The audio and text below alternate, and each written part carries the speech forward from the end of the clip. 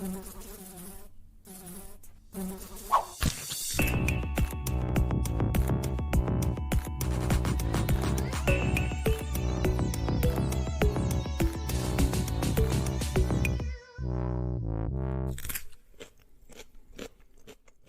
welcome to another episode of Trust Bites. I'm Dr. Darin Detwiler, your host, and I'm very happy to be joined by one of our advisory board members, Dr. Hal King. Thank you, Darin. Happy to be here. Tell us just a little bit about your background so the audience has an idea who you are. Yeah, Darin, I run a advisory services firm that helps the food industry, primarily the food service industry, with multi-business locations around the country and around the world, prevent foodborne illnesses. We really work to make sure that those businesses have food safety management systems and programs in place and can achieve food safety culture through management and business leadership. So we don't really take projects that are quality specific. We're just all about trying to help these businesses do the right thing and put better systems in place to prevent foodborne illnesses. I've got to add your years of service in terms of your work with the CDC and the Public Health Service, and even in the military in terms of food safety, has definitely not only supported what you're doing now, but have supported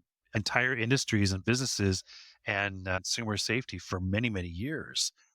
How you're not alone in doing this work. There's a good number of people who you could point at in terms of well, I refer to it as the Herculean effort that's put into food safety. And, having been asked to define Herculean effort, I choose three words: work, strength, and courage. And while I thank you for your courage, I want to point out that helping you with your strength and the work you do, technology's got to play a role in that. Let's focus on technology. What are your thoughts on the role of technology in ensuring whether it's transparency or traceability or validation, but the role of transparency in terms of protecting public health in the food industry? Thank you, Darin, for that question. It's a really important question in our industry today because a lot of people are just starting to use technology. And if they don't use technology the right way, then it doesn't really provide them the benefits it can. When I first went into the restaurant industry business, I think 2004, most everybody was using paper checklist and running around the restaurant checking temperatures. And when I observed that, I was kind of shocked. I was like, well, who can see these checklists? They're on pads that no one ever really goes and looks at. Someone does it and they didn't even have at the time ways to correct issues that they might found. Like there was no definition of what the temperature should be. It was just a checklist with here's a check, take the temperature of these, this product. And so obviously there's a great example of it's kind of useless. Technology can be used in those situations to inform the employee or the manager who's going to do the test what he should be checking. What's the high hazard? When does it need to be checked? What are the specifications? What's the temperature supposed to be? And then when it's not the right temperature, what should they do with that food? Recook it or toss it or talk to the manager, and then also have a process in place to ensure they don't just skip that and walk away. Well, wasn't the right temperature, but I'm too busy. Technology can ensure that that food is safe if it's used properly and it's designed properly to put the kind of checks and balances on following through and taking that information. The bigger picture is if a restaurant business has 1,000 restaurants, how do they know that they're cooking the chicken every day properly in that restaurant or hamburgers or whatever? Technology can then take that information and provide it in a format that they can see every single time that's checked and they can see every single time it was corrected. They actually can have systems with technology to tell them and notify them that it wasn't done. And it could notify a responsible party in the restaurant to go back and check it. Almost like instead of waiting for people to run a stop sign and hoping a policeman's there the day that they run the stop sign, every time you run the stop sign, the camera captures your license plate and you get a text. You just ran a stop sign, you're going to get a fine. I mean, which do you think is going to have the biggest impact on compliance? I think the one that people know is going to hold them accountable. People are going to have observations of that data and look at that data. So technology is really, really critical because it can take us away from paper systems and things that people don't really have a way to manage and ensure are taking place and give us tools to be able to know that's happening. I like how you frame that because I would imagine that You and I have some observations, maybe even some photos we've taken on our cell phone or some emails that we've sent off that is like the average person would not see this and rattle off an email about this observation kind of a thing. But I was recently at the airport and I saw that there was a gentleman loading sandwiches and salads and yogurts and hard-boiled eggs and, very perishable items. Two people walking by, that's the first thing they would see. Refrigerated, a series of shelves kind of a thing, display. And the very first thing I noticed is that the analog thermometer there was in the red, and that the digital said that it was at 49 degrees. And I pointed this out. Why are you loading this here? Are you aware of this temperature? And I heard, well, yeah, we write down the temperatures on a daily basis. And then come to find out that, oh, we sent in an order about a week ago or two that someone needs to come and look at this refrigerator unit. So I fly out to New Jersey as it was. I fly back to LA a couple days later, and guess what? It's still in the red, and I don't remember what the temperature was. I think it was 46 at this point. And I talked to the manager, and the manager verified, yes, they did write up something about this a week or two ago. And I was also told that, but you don't understand, we are required to sell this, right? Well, wait a minute, hold on. You're required to sell it, but you can't get it below the danger zone. So I go through the steps of finding out who is in charge of this with this company. And I rattle off an email. Again, I saw this Monday of last week as we're recording this. Today, I got an email from this person saying, we will look into this. And I promise that someone has their eyes on it within the next week. It's like, wait, but when I was in New Jersey, I'm talking with a company that says that they're using technology such that they have a regional manager that if there's any refrigerated unit that it's outside of their temperature range, not only does it alert them locally, but it alerts them at a regional level so they can be aware that they have, an issue with a temperature within their region.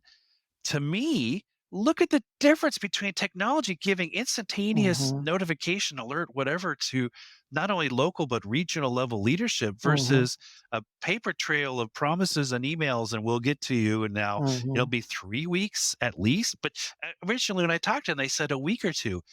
This could be at least 5 weeks of out of temperature compliance Hmm. at an airport for this perishable food.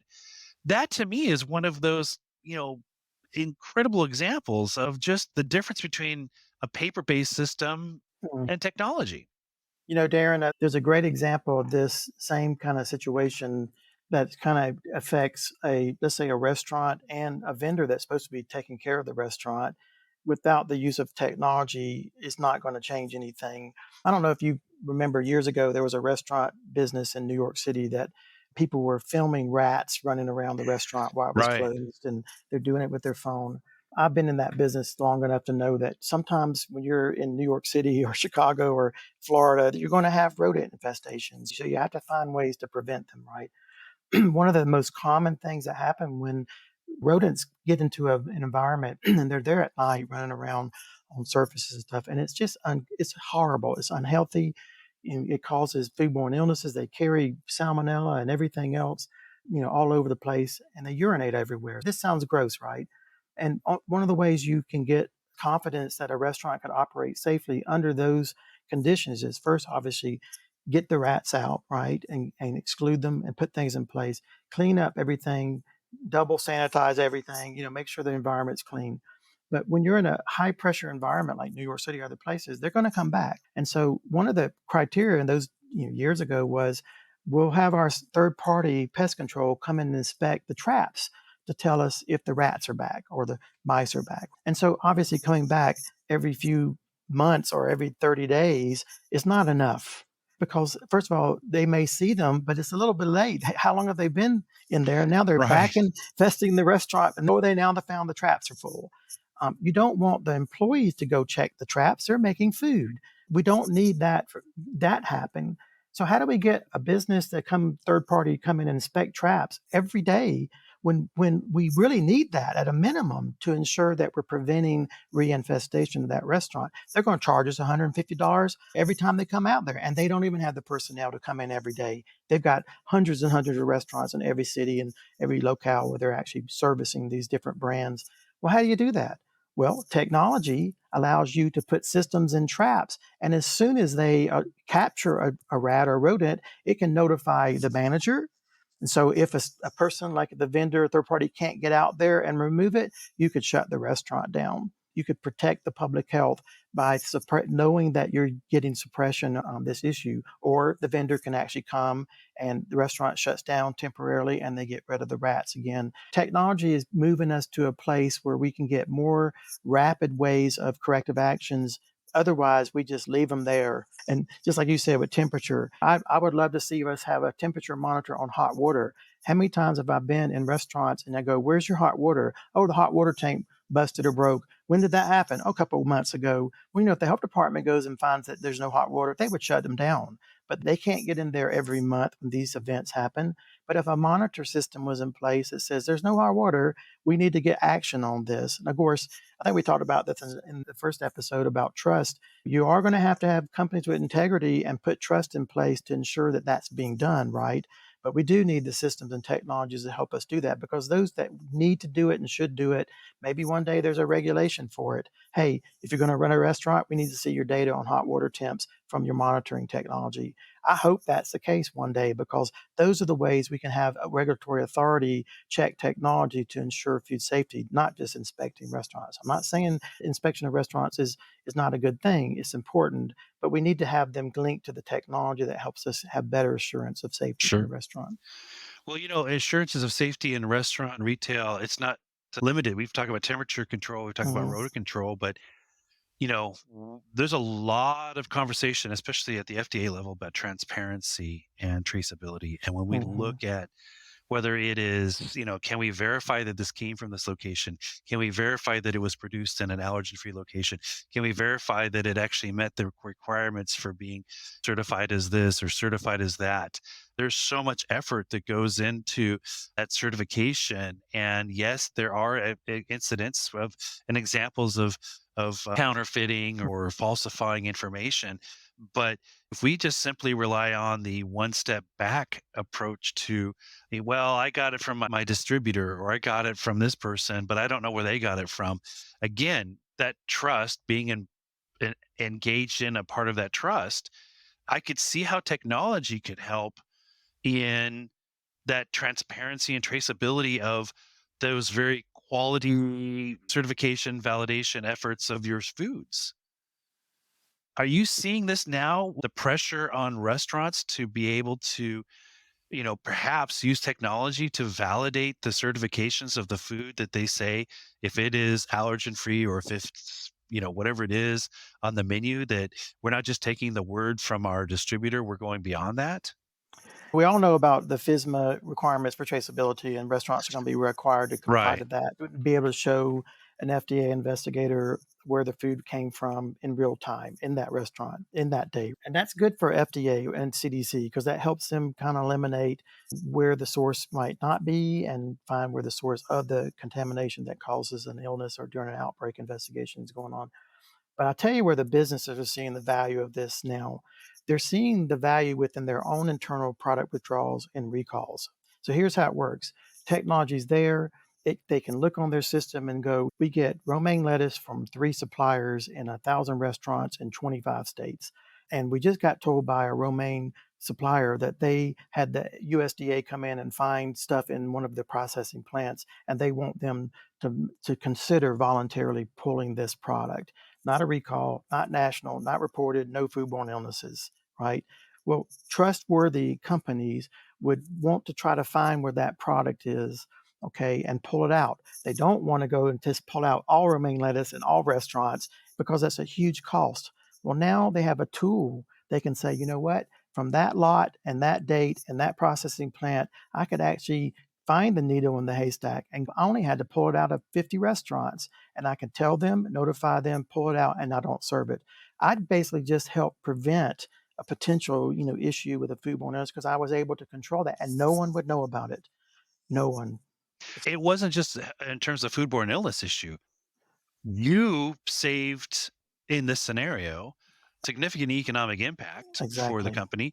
You're also talking about like wasted food and Exactly right. access, but it's still trust, right? Yeah. You should be able to do that and communicate that you're doing these things because you want your Hmm. customers to trust you. A few years back, I was traveling New York. We were all kind of working really hard right close to Christmas, and the CDC and FDA said, "Don't eat romaine lettuce. Right, right. No romaine lettuce. In the whole United States, don't eat romaine lettuce." All my clients were calling me, "Well, what do we do?" I said, "Well, you can't serve romaine lettuce because they just said it was contaminated." And they go, "Well, how do we know all of it's contaminated?" I said, "We don't, but they don't know the source. And because people have died, we have no choice. We have to take it off the system." We all know what the cost of that was. We don't know the benefit. The benefit probably prevented illnesses and deaths, but the cost was huge. Could we have gotten better at that? Yes. And here's what I was hearing from customers. I was talking to the CDC one night. I was in New York City crossing the Brooklyn Bridge, and I was on the phone with CDC and one of my clients. I'm going, okay, we need to kind of figure out what we're going to tell customers, because customers are coming into these restaurants and saying, "How do I know that you're not serving romaine lettuce?" Because some restaurants were still trying to serve romaine lettuce, because if you remember during the time of the outbreak, the CDC came back and the FDA came back a few days later and said, if you can show the romaine lettuce is not from this area and you can show it's locally grown. Well, what is locally grown? On my rooftop, on my restaurant, in my local gardens, if you can show it's locally grown, you can serve it. Well, then restaurants started serving romaine lettuce. Customers were coming in going, "How do I know that's not part of the romaine outbreak? How do I know that was grown locally?" Well, the restaurants had to show the customer the proof it was grown locally. I hope one day that that also is a way or a tool customers can go in and ask the question you asked, Darin. "Hey, how do I know that this doesn't have peanut allergen in it?" Well, let us show you. And click, click. Maybe it's on an app. Click, click. This is what they're doing. I have confidence there's no allergen in this food. I have confidence they're not serving recalled product. But I think early on, like I said, the biggest value, and I love this, is that there's an economic value on traceability now, that customers can limit the amount of food and food waste, and obviously food security in lots of situations, to just find the one that's most likely contaminated. Even if it's not part of an outbreak and it's been associated with a positive sample listeria, we can take that out. Trustworthy companies will take that out of the system and limit the economic impact on their suppliers. So it just puts all the good actors, there are bad actors out there, but because the good actors that make this business value proposition work. And over time, all the other businesses kind of see that and they'll continue to do that. Well, on that note, some of the actors, especially I guess behind the scenes with technology, are not human. Right. We're seeing increases in robotics, but the biggest increases are in the area of artificial intelligence and machine learning. The idea of, you know, maybe it doesn't take the eyes of someone to see that this has been above temperature for so long.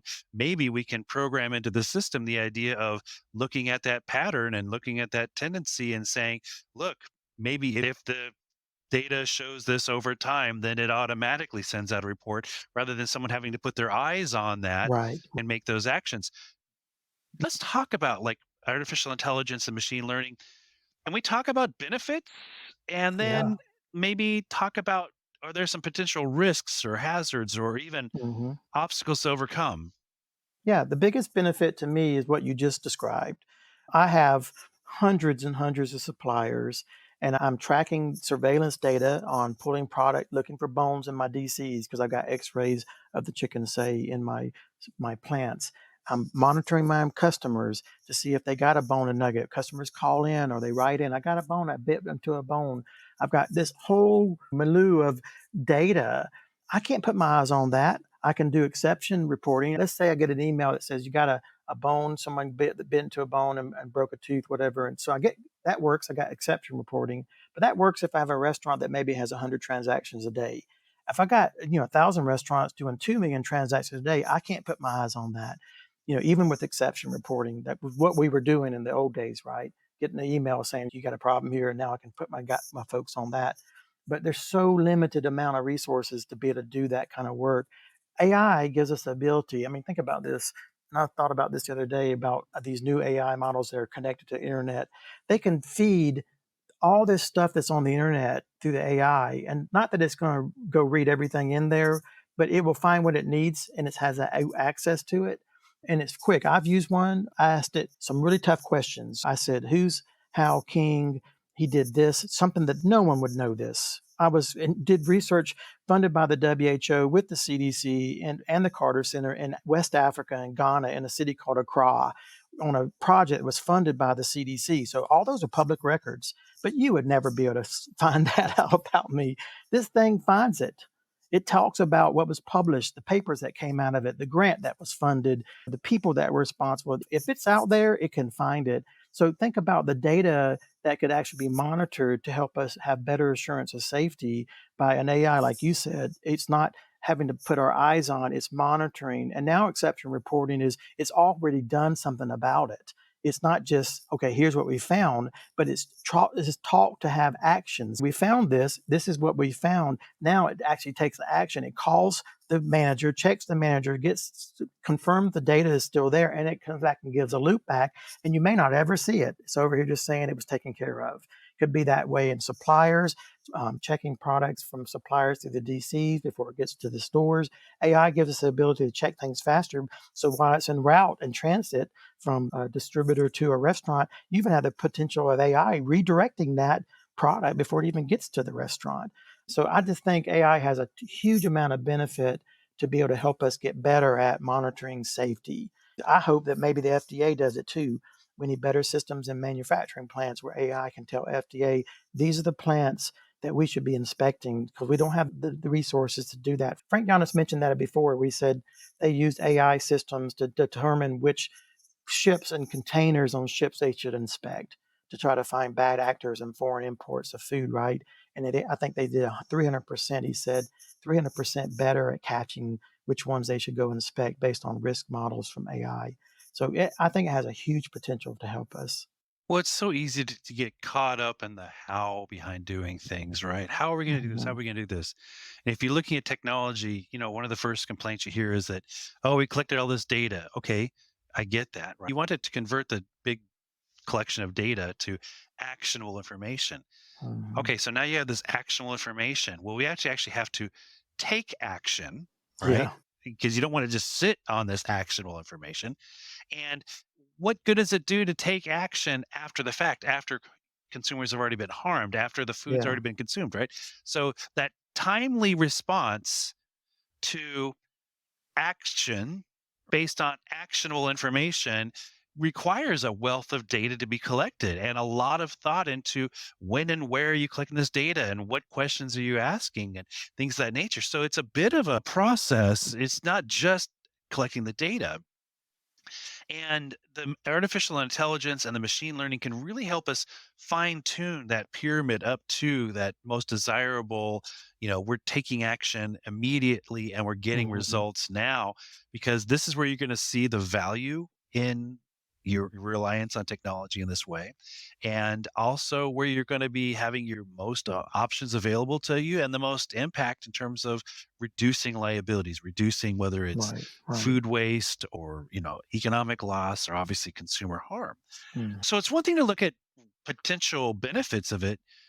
Let's flip it before we end our session here.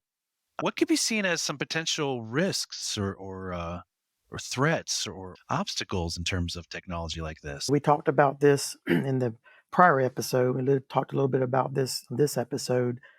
Misplaced trust. If we trust this so much that we don't need to validate it and verify it, validating means it's doing what it's supposed to be doing, verifying meaning it did it today, right? And so to me, if we over trust this without those two steps on a regular basis, maybe we're using AI to help us verify it's working with the checks and balances. But the biggest risk is we over rely on it and then we let things get to the point based on volume and seeing it, and then we have outbreaks. We over rely on the risk model because the risk model is only really as good as what we put into it in a risk model. AI and the machine learning gives us the ability for the machine to learn based on if this, then that, if this, then that. Those are the old risk models. If this, then that. AI and machine learning says, if this, then that, then I do this. And now, if this and that, I did that. Now, what do I do? It's that ability for the machine, the computer systems to learn what should be done. But if we don't have checks and balances on that, it may spin out and do the wrong thing based on what it appears to think is a risk. So, obviously giving it too much control and too much less, little less oversight, I think could be dangerous. But if we took it slow and validated it and verified it over time and make sure those checks and balances in place, I think it could be very beneficial. It comes to my mind that there's a lot of movies out there, sci-fi movies that show exactly what you're talking about in terms of if you just give your responsibility, give your trust over, give your surveillance and your transparency and traceability over to technology and let them do it and sit back and go, I don't have to do anything. The technology becomes too big and takes over the world or whatever. I'm thinking Yeah. like some of those like Terminator and iRobot kind of movies. I like to use this example, people, and I'm not promoting any one brand over another, but I worked at Emory University, and WebMD was created by Emory University doctors, and it's monitored by doctors, right? But if AI goes to the internet and tries to find information, how does it know what's credible? How do you teach it what's credible? And so, credible data we know might be people that we trust and people that have degrees and people that have certifications, and they have to take tests and be board certified, right? But if a computer can get board certified, where do we find our trust? And if they're going to the internet to get all their information, I think it's going to be really key that we have that integrity of what is trustworthy, what does a machine learn, and how does it act, so that we don't have those situations where it's allowed to do. Because when it just goes to the internet, you can find all kinds of things about a subject matter you're looking for, and they all sound really trustworthy and credible, but they're not. They're just people trying to sell something, or people trying to sell you an idea or whatever. Well, maybe a good way to close out this episode is that there's a case out of Portland, Oregon that I was interacting with the family a while. This is years ago. This is Mhm. almost a decade ago or so. My father was driving the 4-year-old to see the urgent care doctor and basically got on his cell phone and called his brother and rattled off the symptoms, what he was observing. And the brother did, like you say, went on at WebMD and came back and said she might have E. coli. And so the dad went into the doctor, and what was found later was there was the word E. coli and a question mark on the intake notes. But the doctor didn't see enough evidence to warrant scheduling any tests to be taken, and basically said you should follow up with your family doctor within the next week or so, and sent a 4-year-old with bloody diarrhea and other symptoms of a foodborne illness home. That child was dead within 2 or 3 days because Mm, of the stage of renal failure that she was already in. So even when you have times where the technology can tell you, based on what I'm seeing, this is the recommended course of action, we still as humans have to follow up on either taking those actions or validating, verifying that the actions were mhm, taken. And if mhm, they were taken, did they achieve the actual desired goal, whether it's reducing rodents or lowering the temperature or mhm, allowing the true traceability of that certification or validation from farm to fork all the way through. It's never going to be a scenario where artificial intelligence or machine learning truly eliminates our roles right. as humans, but it can definitely help us again with the work and strength that we have to put into it, as long as we partner it with our human courage to make Mhm, sure that we are continuing to put a Herculean effort behind food safety. mhm. Hal, thank you very, very much. And I look forward to talking to you in future episodes. Thank you, Darren. It was a pleasure. All right. For Trust Bites, presented by My Trusted Source, this is Dr. Darin Detwiler. Thank you very much for joining us. Trust Bites